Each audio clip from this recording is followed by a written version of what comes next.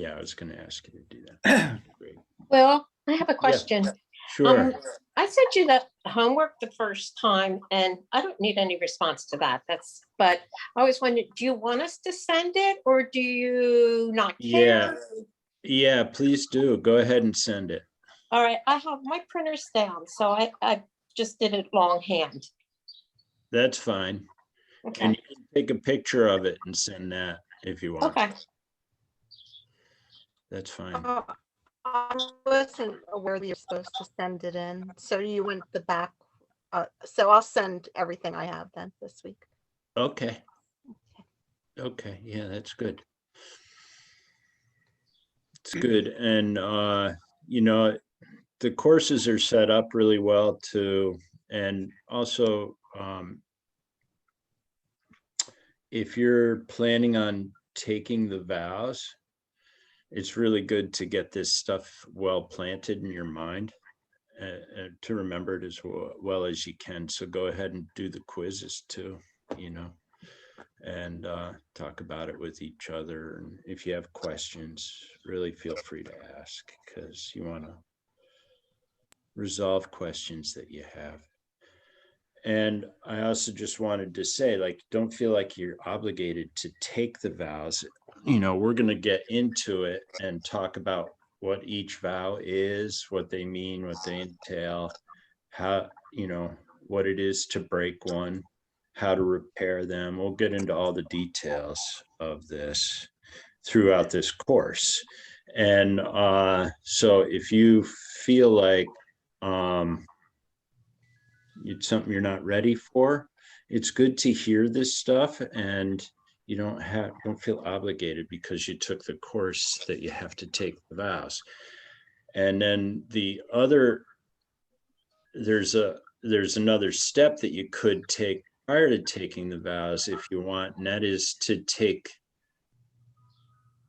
the wish to become enlightened in the form of a prayer, which let's see.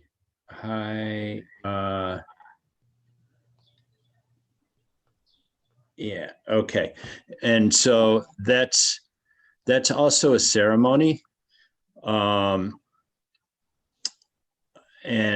we can do that. And what that is it's committing to generating the wish, you know, is to become enlightened, and without the obligation of the vows. You see, so it's like a step towards taking the vows if you wanted to do that. Well, I have a question about the freedom vows. Is that something you do on your own, or is that like, does that have a ceremony, or what is with the freedom vows? Yeah, now we could do the freedom vows too.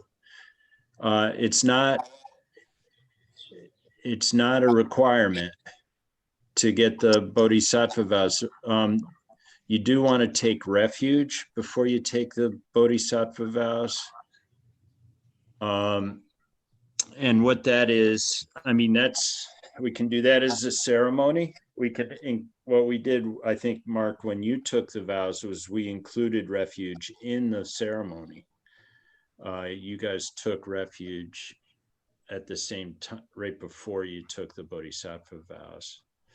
And taking refuge is, they aren't vows, they're called precepts. And so they aren't as heavy as vows,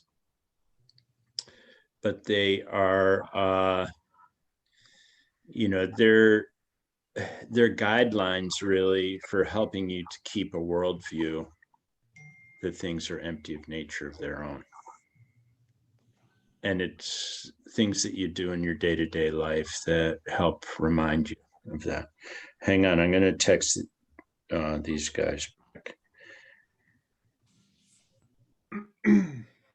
Looks like Kyle will join on Zoom.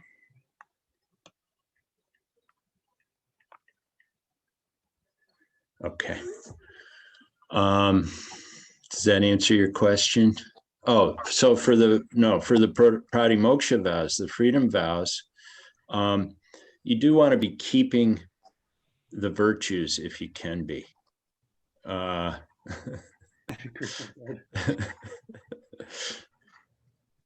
Yo, It's Jerry. hey Kyle. Hey, Kyle. Hey guys. Hey. So Kyle is just answering a question for Beth, who was asking about, do you have to take the freedom vows before you take the bodhisattva vows? And No, that's not what I'm asking. I'm asking I know you don't have to from reading what I Okay. read, but what I was asking is to take the freedom vows. Is that something you take on your own, or is there a ceremony to take the freedom vows? Yeah, there is a ceremony. You could commit to it yourself. It's more powerful if you do this, if you get it from somebody else. Okay. For reasons we talked about last week, like if you take them from somebody else, there's more of a sense of connection to keeping them. Does that make sense? Yes. Yeah. Okay. And just out of curiosity then, so like what is, I never heard actually a ceremony for the pratimoksha. So like what is the requirement to give them? Just to be keeping them? Yeah, in our school, really, we're just encouraged to keep the 10 virtues. But you can commit to the vows if you want, and we could do that. So if we would do that separately. And so if anybody wants to do that, I'm happy to do that. We could set.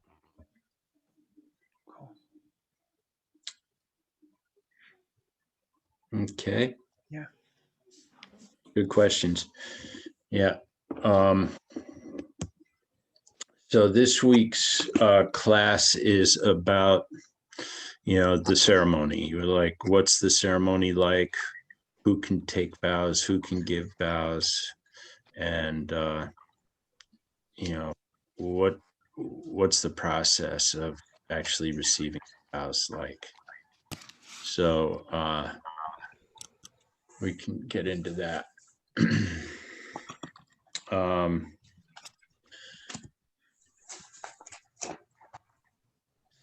Let's see. It's kind of a technical class. Yeah. So in the ceremony, there's 3 steps. Am I talking too close to the mic? Maybe. There's 3 steps to the ceremony. There's the preliminaries. I think there's 5 steps to the preliminaries, and then there's multiple steps to aspects of those preliminaries. If you don't know it already, you'll come to find out there's lots of lists, and things are really broken down very thoroughly in this tradition, which I kind of like. It helps me to remember, and it gives me metrics, to measure things, but also mostly so helps me to remember. And then so there's the preliminaries, and that's the biggest part of the ceremony.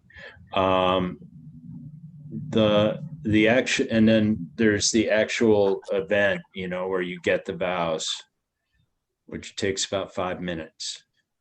So you want to be paying attention for that part. It goes fast, and that's where you get the vows, And then there's a conclusion, which is, just you wrap things up. You make offerings and, express gratitude and, get pumped up for keeping the vows for the rest of your life. So, which is a good thing. All right. So let me see.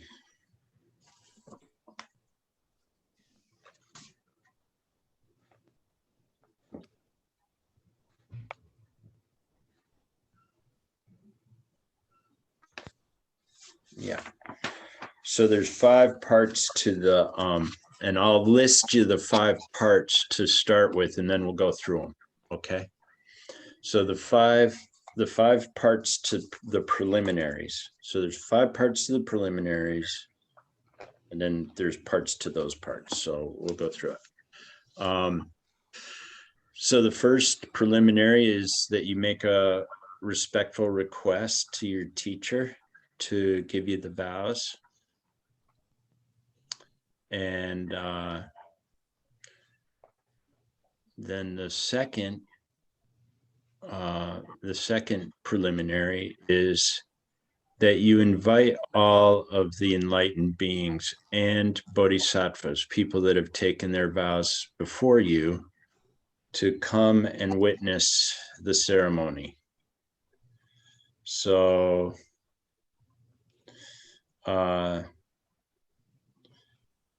Buddhas are enlightened beings. So they really, their minds are omniscient. They,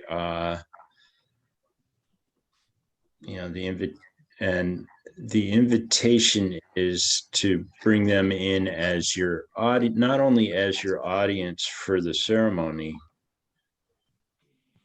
but to welcome you into their family. It's like being welcomed into family.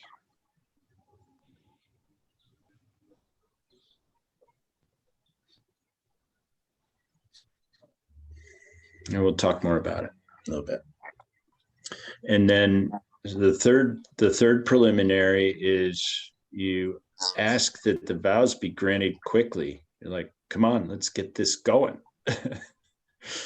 enough stuff already. I want the vows, man. And then the fourth one is that you bring up a sense of joy for what it is that you're doing, for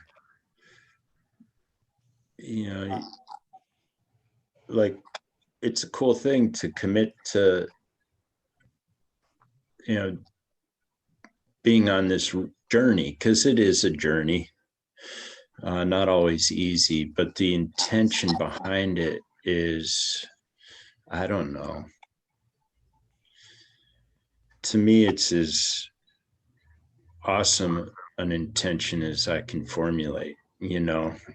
Sometimes I have no clue how I'm going to pull it off, but I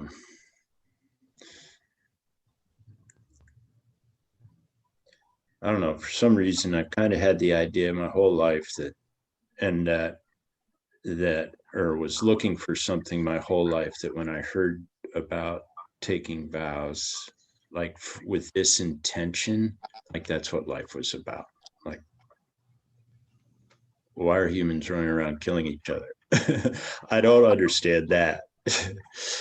But this I understood, So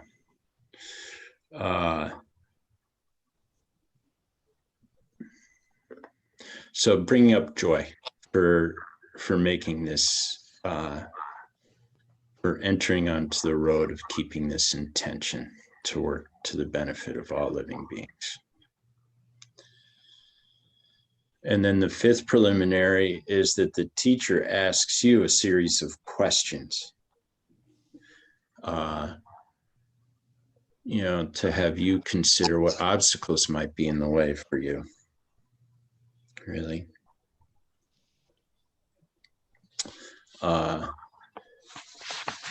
Obstacles to keeping the vows. Okay. So those are the 5 parts of the preliminaries, and I'll break them down a little bit for you.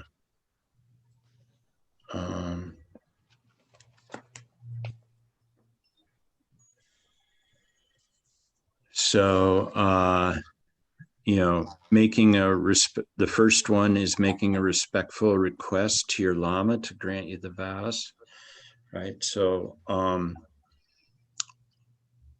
who can take the vows? Who's qualified to take the vows? Right? So in the text, it says that a monk or a nun or a lay person. can take the vows. Can be a man or a woman, right? So basically anybody can take the vows that wants to. It's interesting because right now there's people who identify as non-gender. So they may be there already enlightened.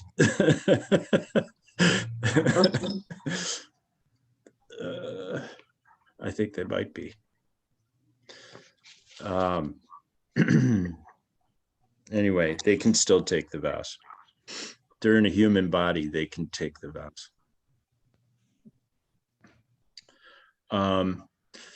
Another, so that's two different things. So there's a list of 5 different things here, right?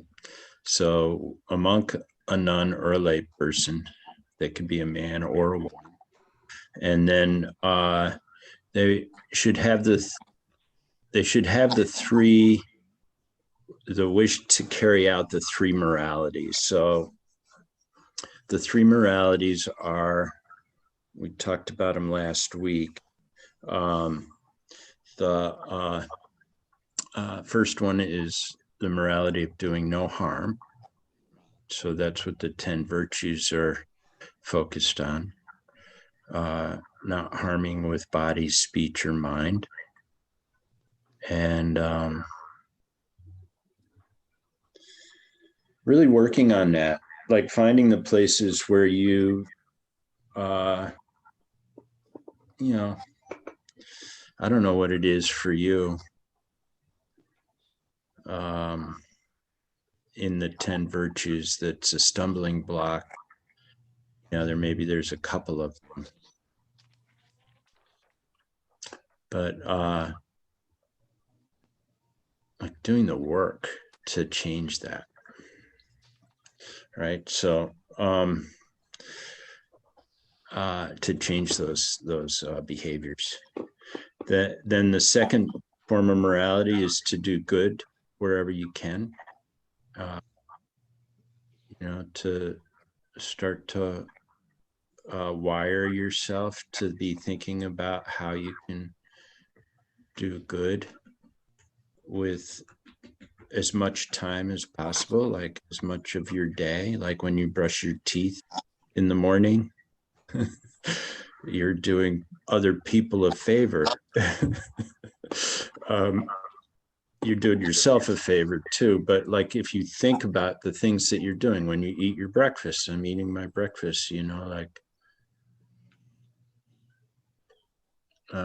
you know, to do others good. When you walk into a room full of people, look around and see what you can do to help.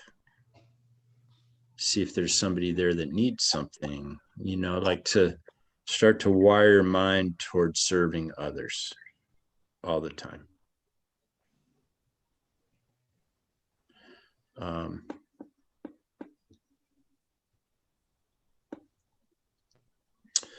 So that's the second morality, doing good wherever you can. And then the third morality is doing that for the benefit of all living beings. So like perfecting your good and what is it? Perfecting your goodness so that you can help others with theirs. I think it's like really like working towards your own freedom.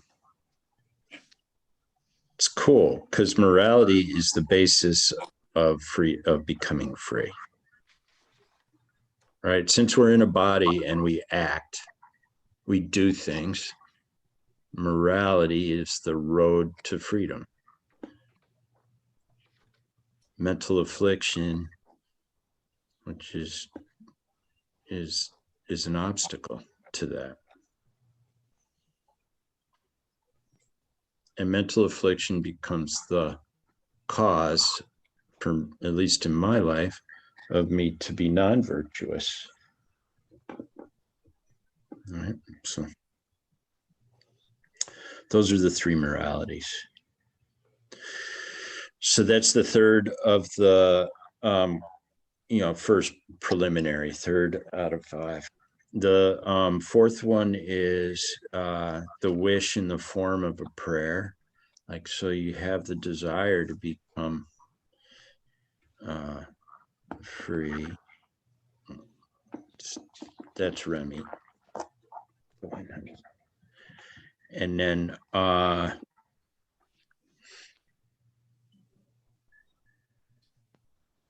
the fifth preliminary is that you have to have had teachings on the vows.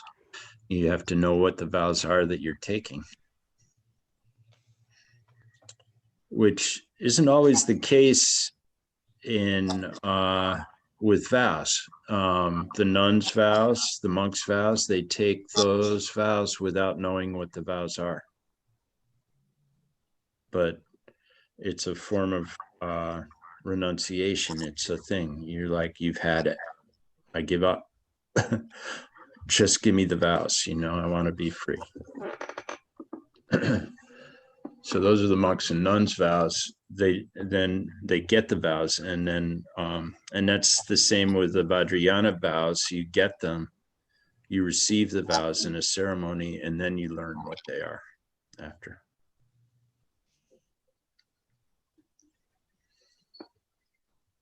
Okay. Yeah, so you have teachings on the vows, and you know what they are, and you know what you're signing up for. And you want to sign up for the vows because they're vows that you want to keep or you want to try to keep. Taking the vows doesn't mean that you're going to always keep them. The intention is to keep them. They're guidelines to learning how to become free. So they're there for you as like soundboards for your life. You soundboard your habits against them, and if they don't fit, then you got to work on changing that. And they're guides for that. Okay. Any questions about those? The 5. So that's the first preliminary, right?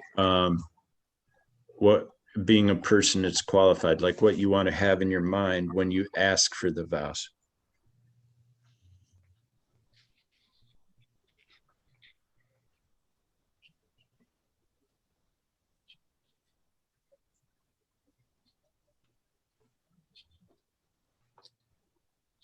Okay.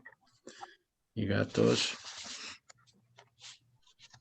Okay. Then the second one is the second preliminary is inviting everybody to the, oh, no.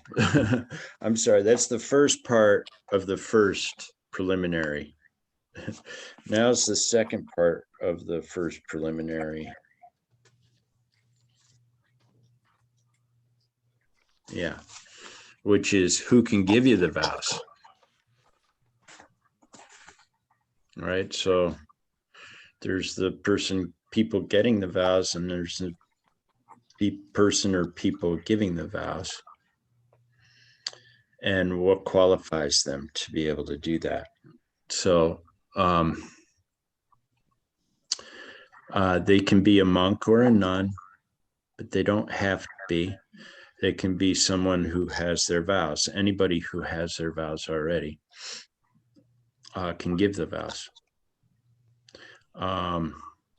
You want it to be somebody that's keeping their vows,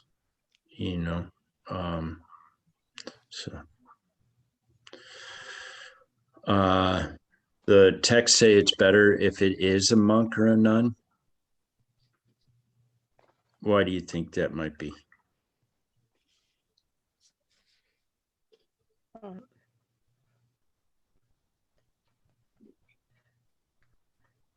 I mean, it could be because they're somebody that at least has the outward signs of being committed. Right. I think that's right. I think that's, that adds to the flavor, right? I think it's true. Any other thoughts? I was just thinking they have the 250 other vows, right? Something like that. Yeah, So, that you like to think that they're keeping.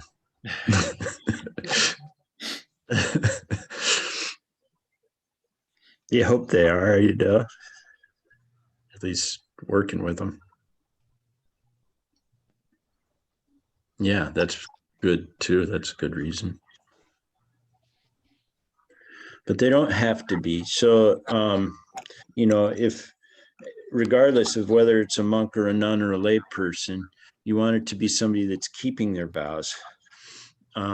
Somebody that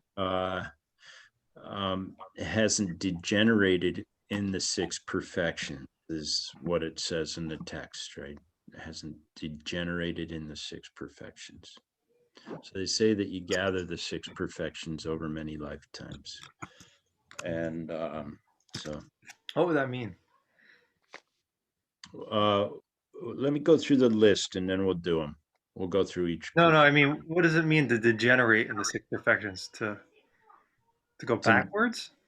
Yeah, to let them go. Oh, to let them go. Okay. To not be living in the idea of them. Okay. Yeah. So I'll go through the list.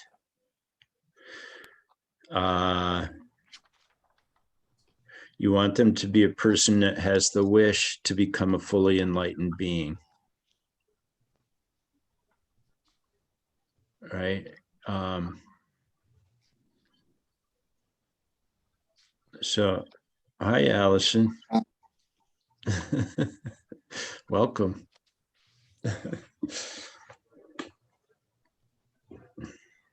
Now that we don't have to wear masks, we're all Zooming. Hi, sorry I'm late. Glad you could make it.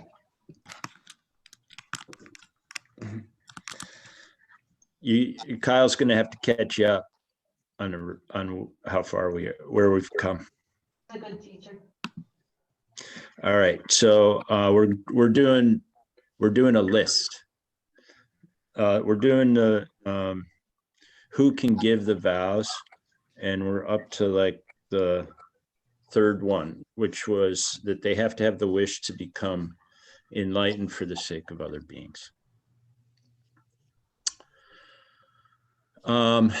So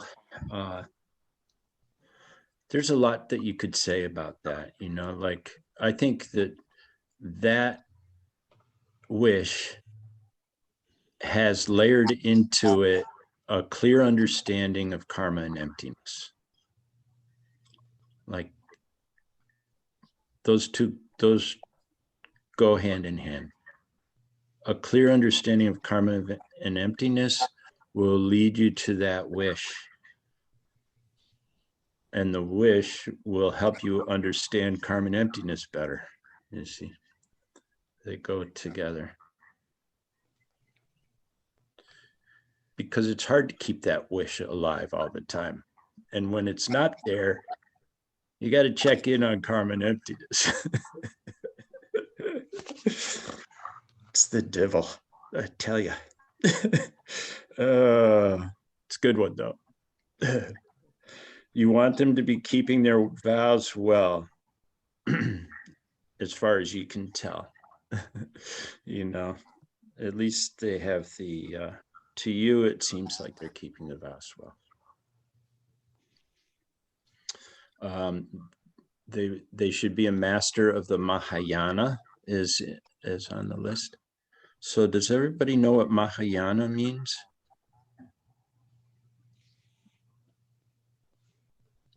Because Mahayana means, the translation for it is greater vehicle.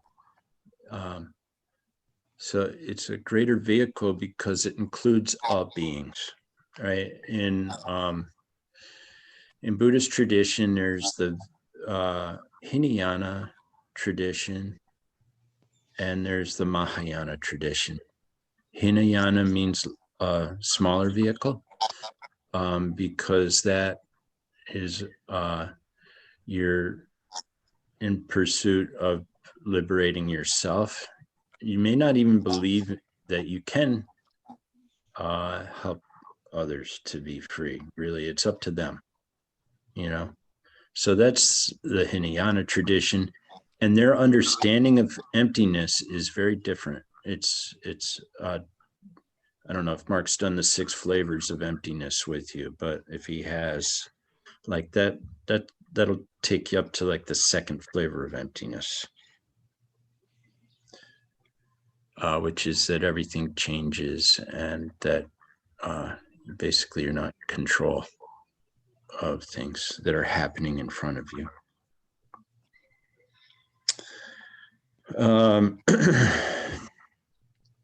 So a master of the Mahayana. So then that would be a person that's compassionate and, you know, is living out of the 6 perfections. The 6 perfections are the basis of Mahayana thought. They have a clear understanding of karma. Now it says in the text, and this isn't something that we abide by really in our tradition, and that is, this is that the person giving the vows has the ceremony memorized. We don't have one ceremony. That there's a few different ceremonies that you can give the vows with. I mean, different writers of the ceremony within our tradition. And so we don't have one memorized. So don't have that expectation. All right.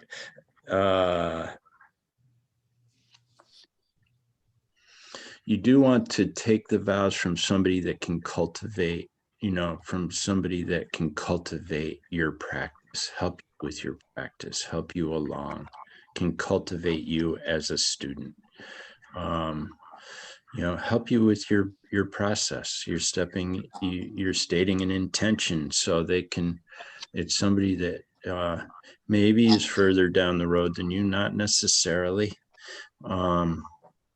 but they may have a way of helping you to see places that maybe you can't see, where you need to work.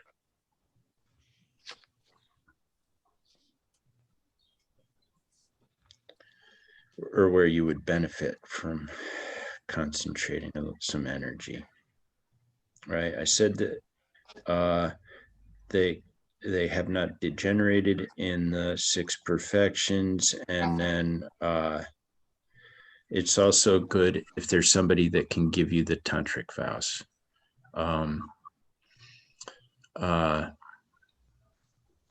Because there's continuity in those 2 sets of vows. They build on one builds on the other, and they're integral with each other. So good to get them from the same person and have that be somebody that is, working with you as in your process. Okay. So I can go into the 6 perfections a little bit more, so that you have a little bit more clear understanding of what that looks like, because you want to know if the person, if you're going to take the vows from somebody, what your thoughts are about who they are. Okay, so the first perfection is a perfection of giving. And so somebody that hasn't degenerated in the perfection of giving is somebody that's not really attached to material things. They're happy with what they have. They don't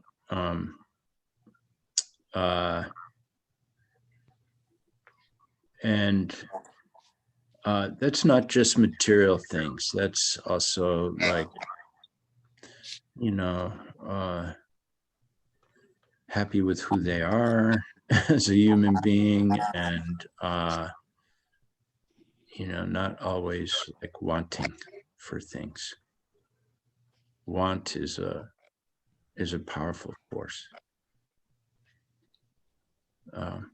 Yeah.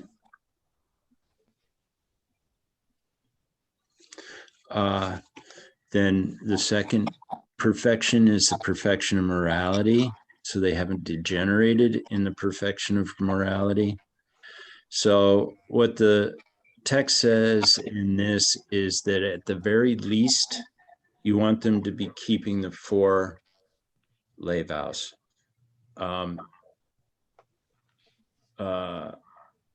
Which are the 4 of the 5 that are lifetime lay vows. And those 4 are, they're not killing, stealing, lying, or sexually inappropriate.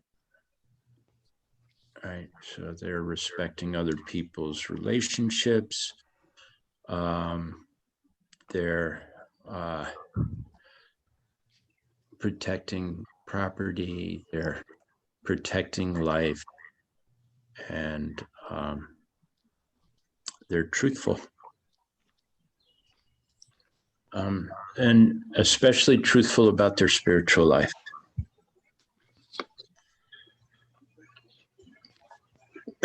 Okay. No BS.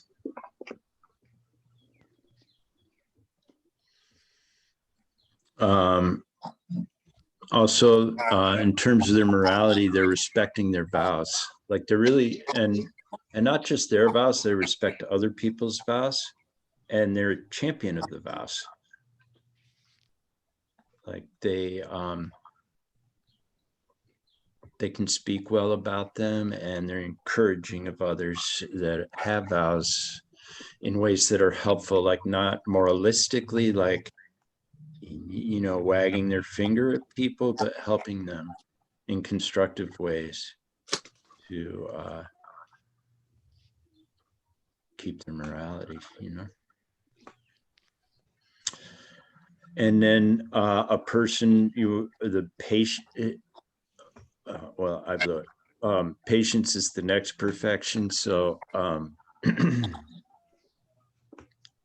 you want somebody that, in our tradition, we call this in our, Geshe-la, our teacher,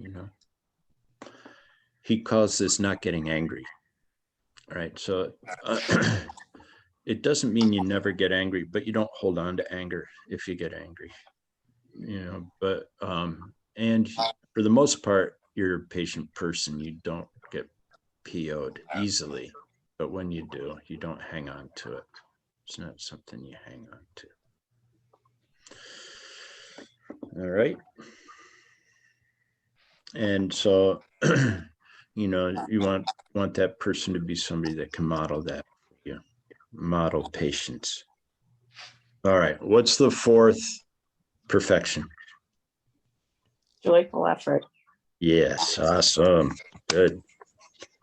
So you want them to be a person that is happy to do good for, it's joyful effort, like happy to,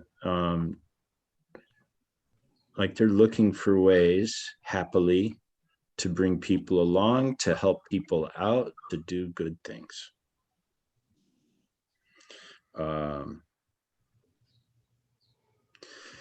Yeah. Something too that this person might do is they may encourage you to do things, to take on projects and do things, and develop joy for yourself through encouraging you to do things that maybe stress you in ways that you haven't been stressed before. You go, so they help you to find your groove, your potential.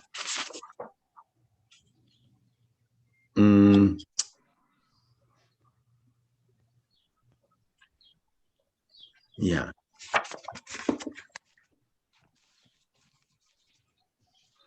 And then what's the fifth perfection? Meditation. Right, concentration. So they're somebody that's able to help you develop your concentration, but they also have decent concentration themselves. They're good meditators, but they're also stay focused on what it is, whatever it is that's in front of them. They may have 10 different things going on in front of them, and they're able to focus and take care of each one of them. Yeah.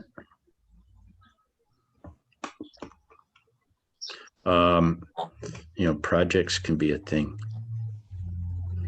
Busy, we all have busy lives, and we have our phones and we have our computers and we, social media and all this stuff always sending us reminders and notifications and, and then there's people in our lives that we interact with too.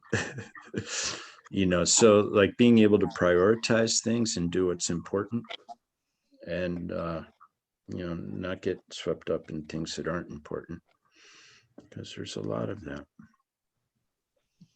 Right. So concentration, developing that's the power in your mind. And that will help you to be able to, one, keep your vows, you develop a muscle in your mind, some muscle of two muscles in your mind, recollection, right? Meditation really helps with the development of that muscle, and mindfulness, right? Clarity of your mind and remembering what's important, like being able to remember what's important, keeping your vows, like having a way to remember what they are. And then having that muscle in your mind that reminds you any time that you like start to veer off of those. Right. And it's not like this thing that becomes like, oh my God, there's that muscle again. It's like a way to develop joy in your life, like become a more happy person and a stronger person and a like clearer mind person. Okay.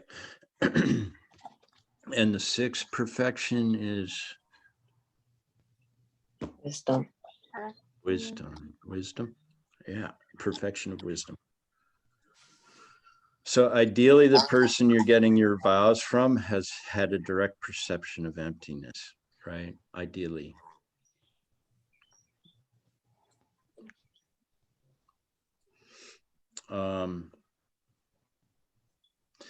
And if they haven't had a direct perception of emptiness, then they have a clear understanding of karma and emptiness. And the role that all of this plays. How does all of this stuff interrelate with each other? If things are empty of nature, why does it matter how I behave? You want them to be able to tell you that if you have that question, because that's as you explore emptiness, like that's a normal question to come up.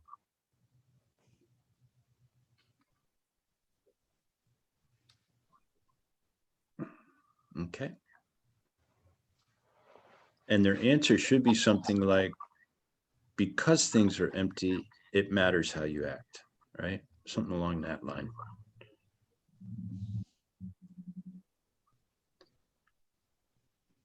Okay. All right. 6 perfections. All right. I think that takes us through the first preliminary.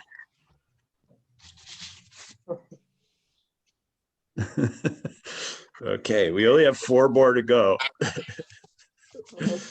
Then the ceremony. The others go quicker. That was the log one.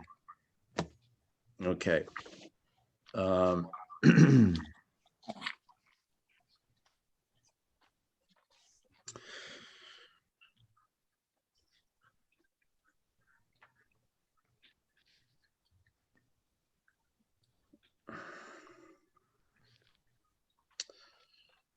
Actually, I think this might be part of the first one too.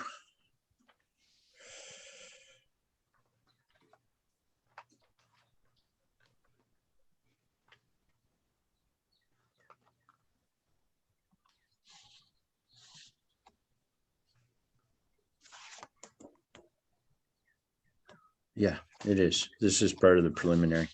Okay, first preliminary.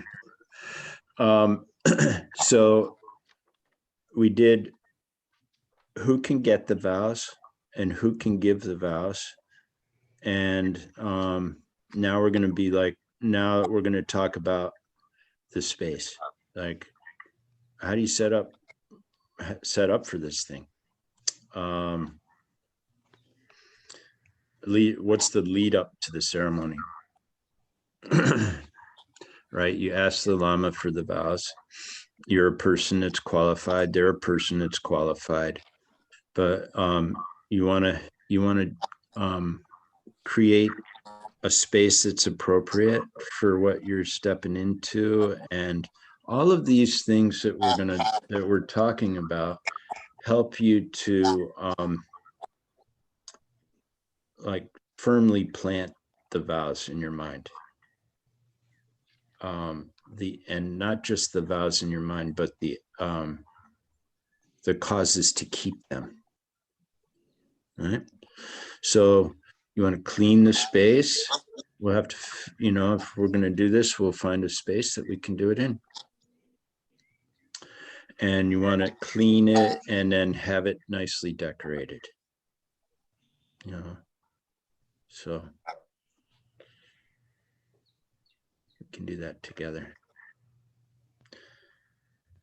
Or, you guys can do what you want. I think we'll do it in person, right? I'd like to do that if we can. Is everybody open to that?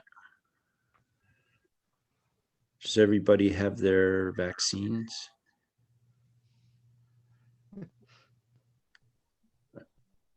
If you're the only one that doesn't, Mark, then it's okay.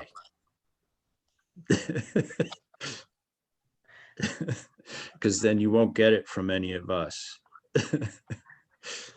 All right. Yeah, Mark, I'm also not vaccinated. Well, you guys can like stand 6 feet apart from each other. Okay. Or not. That's up to you. All right.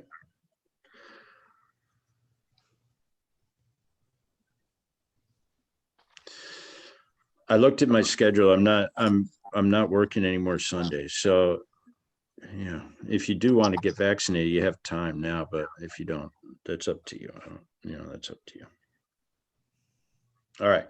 So you're going to clean and decorate the space. Put an altar there, and within our tradition, you would have an image of Shakyamuni Buddha and your Lama, so.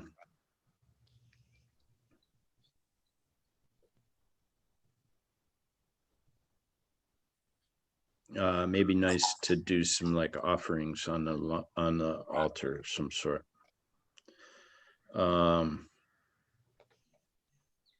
Yeah. And then third one is you create a nice place for whoever's giving the vows to sit, a nice seat for them. Comfortable. Doesn't have to be, some crazy thing. Just comfortable seat.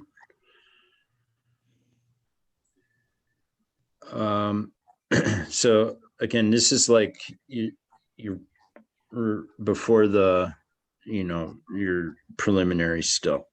Then you make offerings to them.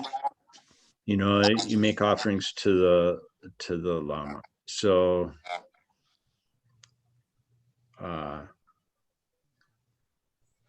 the best offering that you can make is to be well prepared to receive the vows. Like, know what the vows are, know what you're committing to, be committing to it for the right reasons, right? Because it's something you really want to do, not because it's something that you know, your parents want you to do, or your friends want you to do, or so that you look good in somebody's eyes, something like that. It's because, you know, you're well prepared.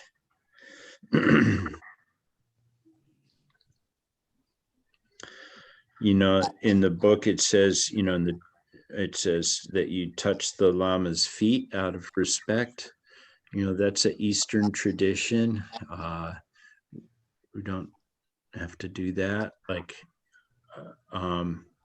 just have a sense of reverence for what it is that you're about to do. You know, you can bring your hands together at your heart or something like that. Okay. Okay. Then the next one is that they want you to think about your Lama, the person that's given you the vows. They want you to think about them as if they're the Buddha. Okay. So,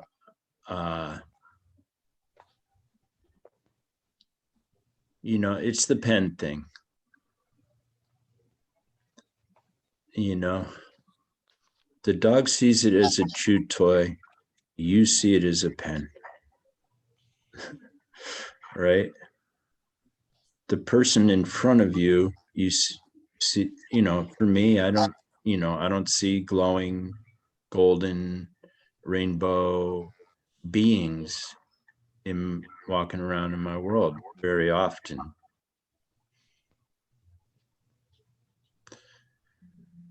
Yeah, they look like regular people to me, but they're empty of nature, of that nature. That's a projection of my mind.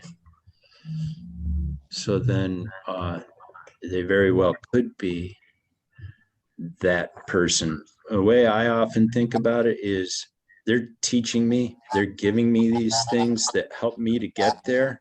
They're like my doorway to the Buddha. They are the Buddha in that way. They're like an extension of them. Right? That's how I think about it. Like somewhere like behind them is the, you know, this thing, these teachings have come down from somebody who, you know, is trying to get everybody there.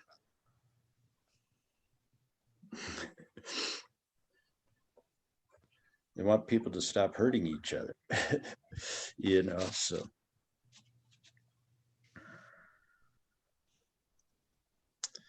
All right.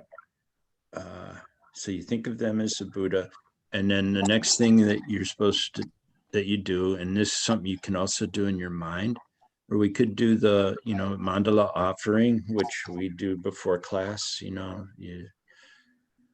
this offering. If you want to create a mandala, you can do that, like a physical representation of a perfect world, of a perfect universe, right? But if you conjure it up in your mind, it can be actually more, probably more vast and elaborate, beautiful, right? And you offer that to the Lama. And then the last of the preliminaries, I think it is, of this first preliminary is that the Lama explains, the person giving the vows explains the benefit of taking them. Right, so do a little like pep talk before taking them. And also to let you know, like, I want you to think about the vows as like setting an intention and not be hyper like tough on yourself about, you know, like if you're not keeping all of the aspects of every vow, because we're going to talk about what it is to break a vow, right? And you can partially break vows, and that's not uncommon. To fully break a vow is hard. To you really have to want to break it. So, like I've said before, there's something for you to like check your behavior against, check your choices against, check your thoughts against, check your words against, and and then if you do break them, you can take them again. So you can take your vows like every day if you want. You got to have somebody give them to you, but you can refresh your vows. So if you're, it's a cool thing. I actually heard a nice idea. Oh, sorry. I don't know how to get rid of that. Oh, there it is. Okay. To have vows parties, like once we all have vows, we can give each other vows. So that we could have parties like once a year or something and restore our vows, Be fun. It's something that's nice about our tradition too, is we have fun. Like, don't think it's all like doom and gloom, this vow stuff. All right. Okay, you good with all that? That takes us through the first preliminary.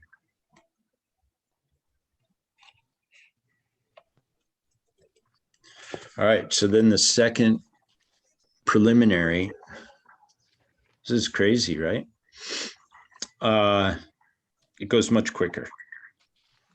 You ask all the Buddhas and Bodhisattvas to come and attend the ceremony.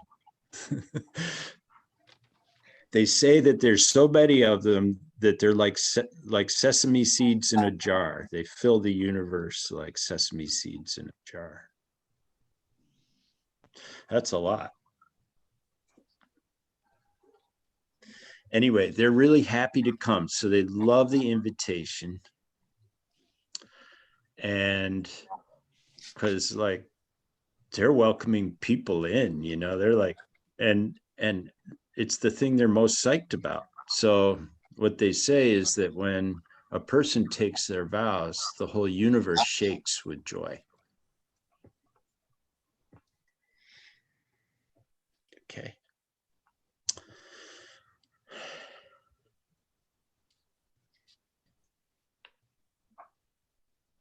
Okay, and so see, that's the second preliminary. Now we're on to the third one already. And that is, give me the vows already. You ask for the vows quickly. You're like, come on, man, enough with these preliminaries. I want the vows. So you ask for the vows quickly. And then you bring up in your heart, you bring up joy for what it is you're stepping into, what it is that you're doing. How, right? And because you understand the vows, you know what you're doing, that shouldn't be a difficult thing to do. And then so that's the fourth preliminary. And then the fifth one is the Lama asks you questions,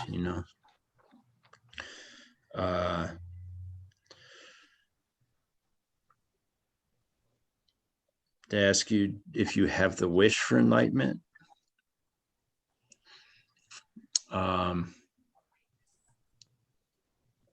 Now, I know the ceremony, like you can take the wish in the form of a prayer if you're not ready to take the vows, but you want to make a commitment. You can make that commitment. It's like this step up from just, that's a step towards taking the vows. Setting an intention to have the wish to take the vows, right? We'll do a ceremony that includes both, right? If you haven't already taken the wish, we'll do the wish and the vows. And you can take the wish and then step back and let the others take the vows if they want to, right? And as I said, and then they ask you, do you really want the vows? Do you really want the vows? Do you really want to do the work that the vows ask you to do?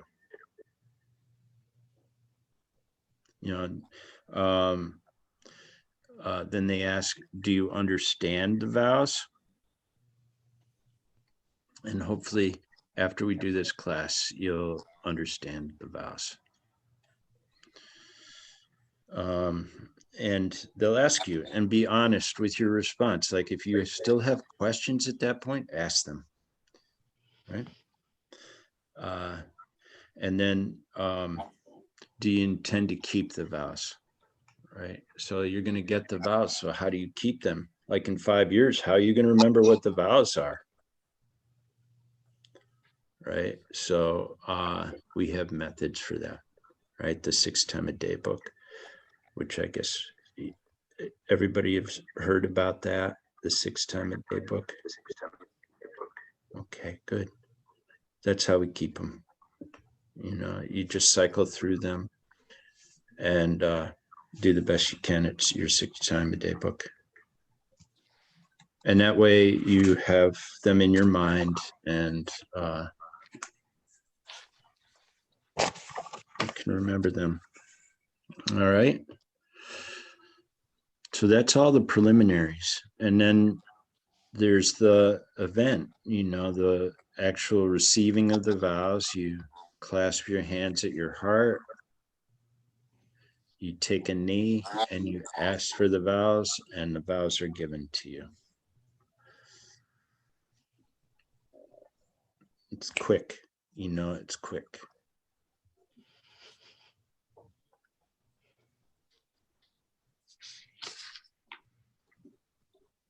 Okay. Then there's the conclusion of the ceremony. So in that,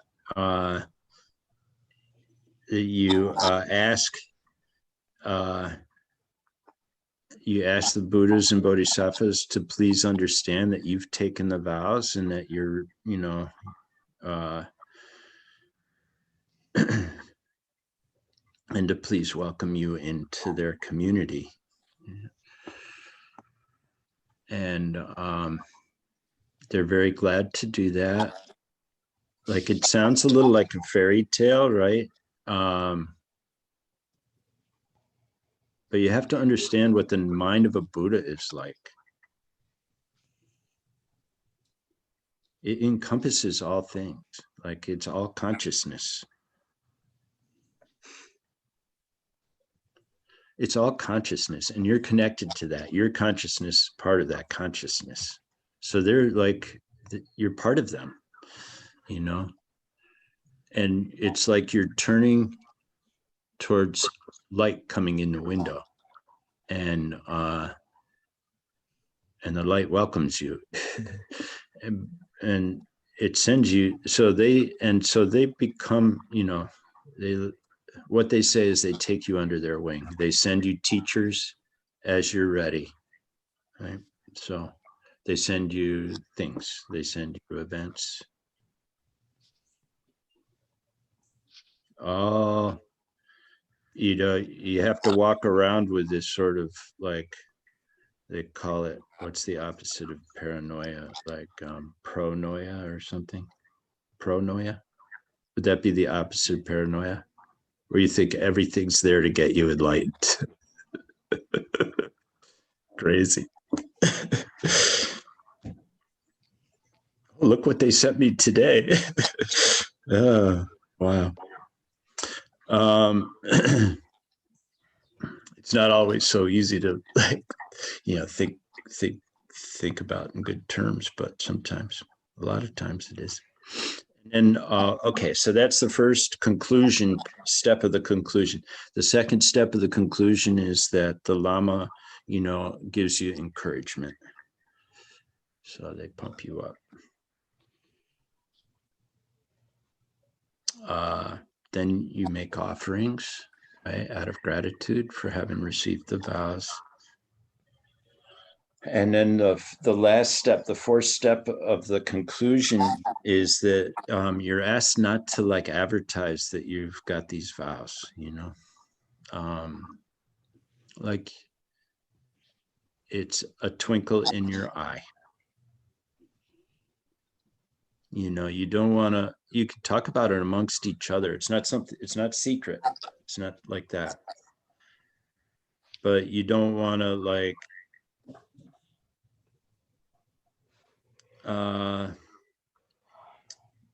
for people that don't believe in this kind of stuff or whatever, like,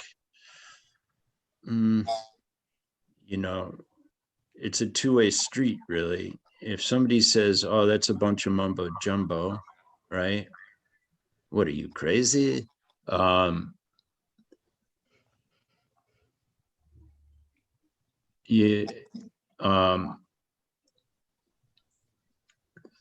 It hurts you and it hurts them, right? So it can put doubt in your mind, like, oh, maybe it is mumbo jumbo. Even just hearing that, like, it's not a good seed in your mind, right? But then for them, it hurts them too. Like it makes it, it's just a negative seed for them. So you want to just keep it, just be quiet about it. It's okay. Actually, I have kind of a little story too about where I didn't keep it secret in my actions, and it kind of got me in trouble. So, you want to work within the conventions of society, even though your vows may ask you to do things that aren't conventional. Like you may choose to be vegetarian, right? Do not kill. Like you take that to the, you're going to, it's a logical step to stop eating meat, but, you don't necessarily then want to become like, a militant vegetarian, necessarily. Like that can get you in trouble, say at work or something like that. So, just keep working with your understanding of karma and emptiness and keep your vows and you'll be good. All right. Okay. And so that's it. That's the ceremony. Okay. Got questions, anybody?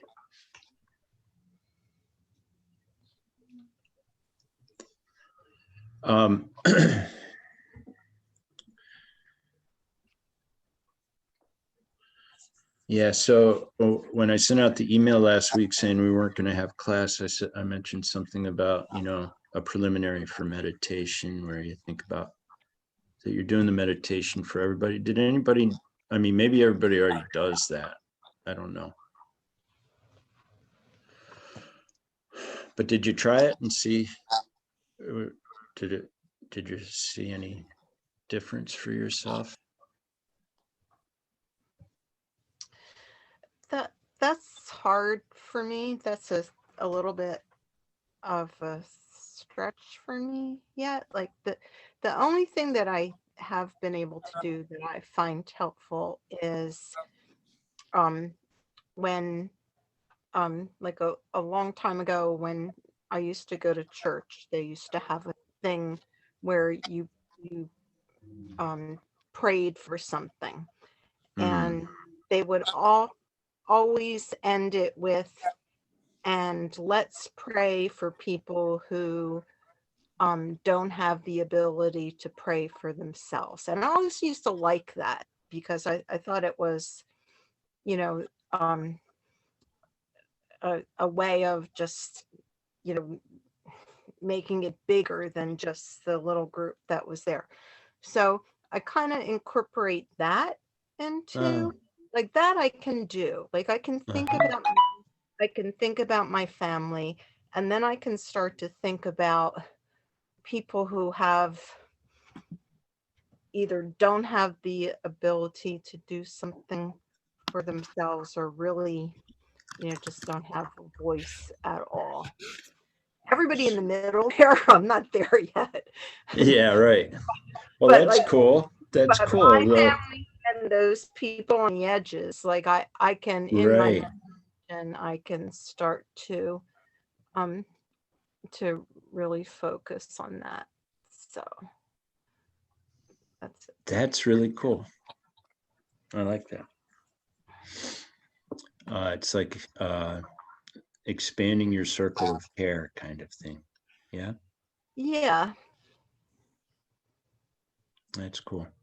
Sorry, but speaking of helping, McCartney touched a cactus downstairs and she's freaking out. And I gotta go Oh, Okay. pull some oh. pricklies All out. right. All right, thank you. All right. I'm gonna Take leave care, this Mark. record. Yeah, thank you. Good Yeah. night. Nice to see you. All right. Okay.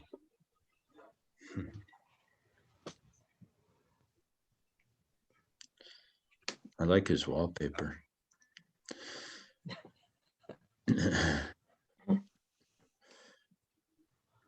All right. Anybody else have any comments on that?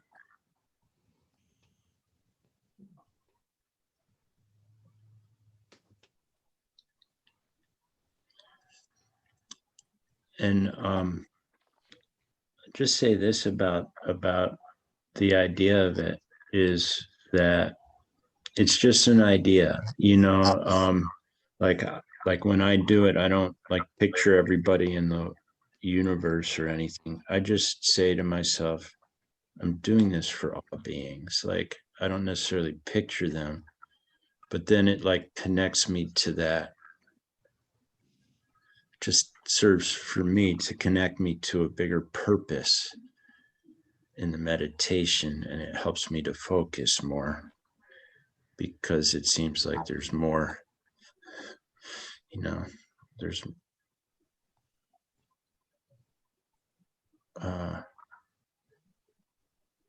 there's more purpose to it. There's more purpose to the meditation than just serving my own mind. I have, when I meditate on, or when I even think about benefiting all beings, I have a much easier way of thinking of benefiting animals than a lot of people. Yeah, I think a lot of people have that. I try, but animals is easy, but I know, well, sometimes people people can are be hard. such jerks. They really need it, you know? As Mark always tells us, well, you gotta look at yourself, then it's coming from you. Right. True that.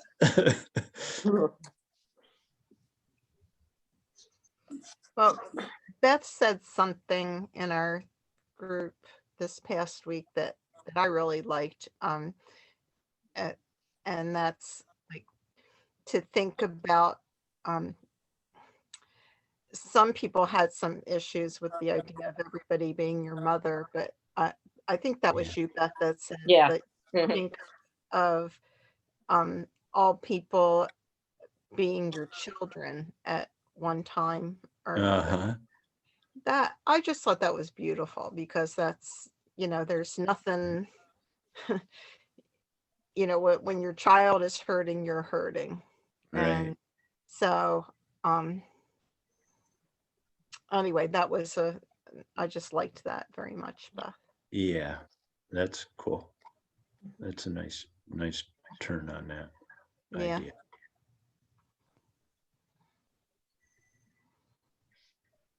That's nice. Yeah, it's good, you know, and I think it's a beautiful aspect of these teachings is that they are really there for us to make pertinent for ourselves. And there's no argument with that, you know.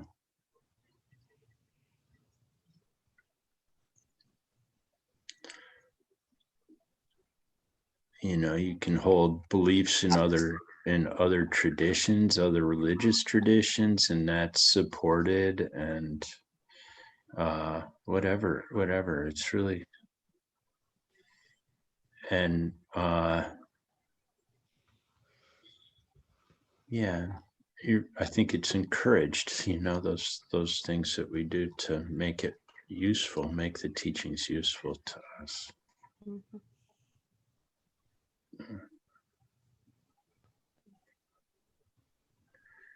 And yeah, so like that. Also, we live in a time, in a culture that's different than when these teachings were put together and written about. A lot of the stuff that we study comes from translations that are hundreds of years old from Asia. And, you know, so as we go through them, really cool to, you know, just check in and see where they're pertinent and where they're not, you know. And so if they're not, like, is there a way we can look at them that makes it pertinent, or, you know, or not, right? So always have your mind open and sharp for these things, and then it becomes more clear for you, you know.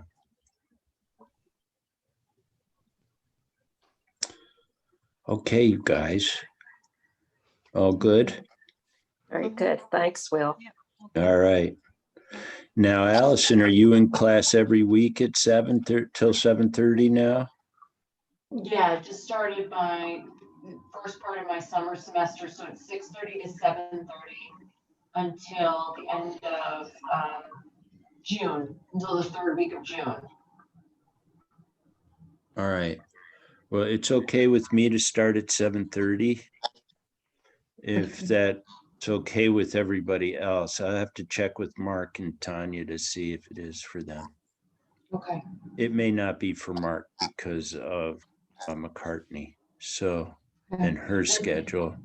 Yeah. And if that's the case, are you okay if I come on at 7:30, or would you prefer that I'm here from the beginning? No, I'm totally okay with that. And it gives Kyle an opportunity to bring you up to speed on what you missed. And that's a good process, you know, for you guys. Okay, yeah, for sure. All right. Thank you. Okay, so I'll let you know. I'll check with Mark and Tanya, and I'll see. Okay. We'll do it. And whatever time you decide is fine with me. Okay. And Same Shirley, you okay? Yeah. Okay. Thanks, Shirley. Okay. All right. All right. Good night, you guys. So good to see you. Mhm. All Thank right. you. Thank you. Oh, hey, Mark, I'll ask you because it Yeah. just came up. Allison's in class till 7:30 until the end of June. Is us starting at 7:30 too late for you? That should be all right. All right. Yeah. Let us know if it's not. All right. Okay. Yeah, it should be all right. I could just be there before. I could be there at 7. That should work. Okay. And then Laura can just Is put she it- okay? Yeah, I had this cactus on the windowsill downstairs, and I had a feeling that she might find it, and I think she found it. But like Lauren said, she pulled some big one, like a 2 or 3 little like fuzzy big ones out. But you know how when you touch on them, they're like It burns for a little while. yeah. So I don't know. She just doesn't want to go to bed, or she just keeps holding her hand out. So I don't know. It's hard to say. I've just got a bunch of tape and tried to. Tape usually works. Uh-huh. Hold the spines. Band-Aids are great. Like kids love to have Band-Aids on. All right, I'll put a Band-Aid on. especially if they have especially if they have like, whatever, Dora on them or something like Yeah. that. SpongeBob. Yeah, I think should be all right. But yeah, 7:30, we can do that. Okay. All right, great. So let's do that. We'll do 7:30 starting next week. Thank you. You Okay, can and let Sandy- I'll let Tanya